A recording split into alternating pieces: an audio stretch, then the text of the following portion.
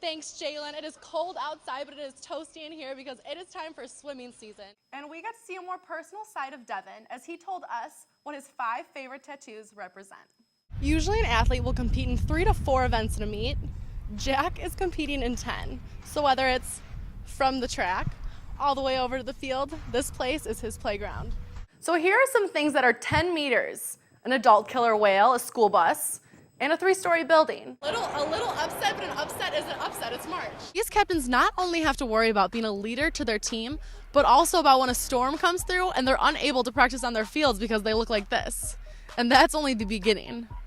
With 3 fouls, came back, had 2 points in the second half, so Illini did a great job shutting her down. Whenever Hawkeye Nation saw Darius Stokes on the court, he was sitting. But he's decided it's his time to get into the game. Probably not pizza. That's okay, more for us. Even after proving himself by being one of the fastest guys on the team, he has still not received one of the highest honors that goes along with that, a scholarship. Well, to White bringing Iowa within 2 points. And this is when the Oglesby show started. Josh Oglesby went 7 for 9 and made 1 of 3 three-pointers. 15 of his 17 points came in the second half. Fans all over going crazy, seeing some deja vu, even some deja 3 happening. In Iowa City, the Hawks host Buffalo looking for redemption after last Thursday's poor showing, and they got it. Third-ranked Tony Ramos lost last week, but he dominated tonight, 9 takedowns on his way to a 22-7 technical foul win. And Josh Java also lost last week. He got pinned, but not at his house. Java got 13-0 major decision. Iowa took all 10 bouts with bonus points for a 46-0 win. Lots of Iowa City fans on hand tonight for their first round game against Wheeling Jesuit. First set, it's Saylor going for the kill. Not quite, but Lexi is there to block the Wheeling attack. 8 blocks for Lexi. And here's another. Getting up to knock it down, but they couldn't get past Wheeling. Our girls fall 3-0. Stay with CBS 2. Corey has one last look at your forecast after the break.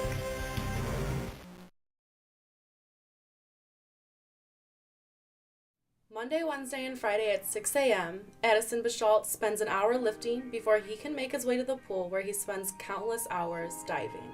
So there's like a time period from 9 to noon, and then we'll have a second practice from like around 1:30 to 4, so about 3 practices a day.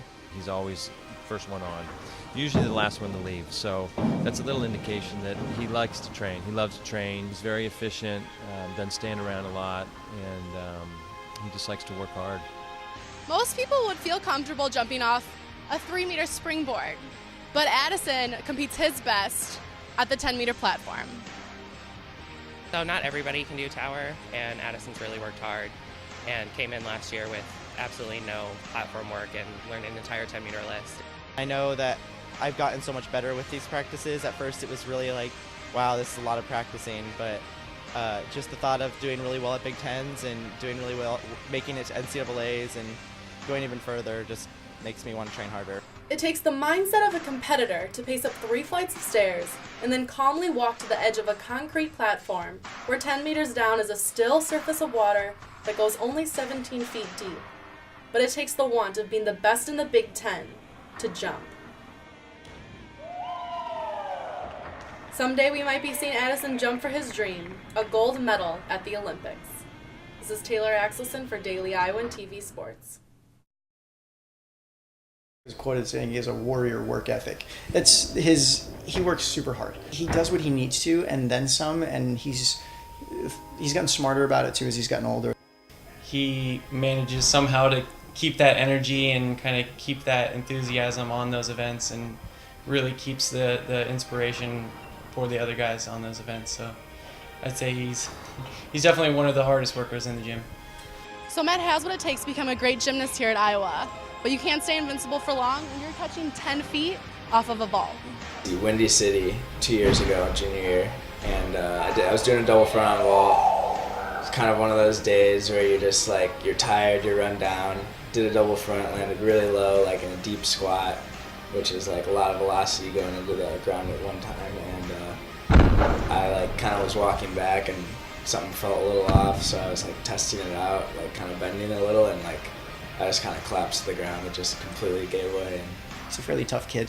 So once he started saying that, we were like, all right, let's take a look at it. And of course they come back and say, wow, he's got this gigantic hole in there. All the cartilage between the patella and the femur that cushions the heavy impacts that they do exploded. Even with the injury, Matt finished out that season to help his teammates compete, and a surgery followed soon after, causing him to miss the next.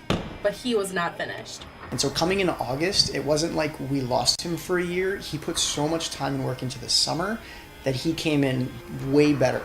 And this is what I'm saying, like he was better than the previous surgery. Toward the end of the season, he's just been rocking it, like floor, vault, rings. He's been our top guy on each of those events. I really want him to close this out in that sense, where he goes out and bones everything that he does, and the team gets their successes because of that, and just has a nice closure to his 5 years here. It's definitely those moments when, like last weekend, we won our first quad meet in a while, beating 2 top-ranked teams that were ahead of us, and like did the vault and stuck it, and like that moment right there like makes it all worth it for sure.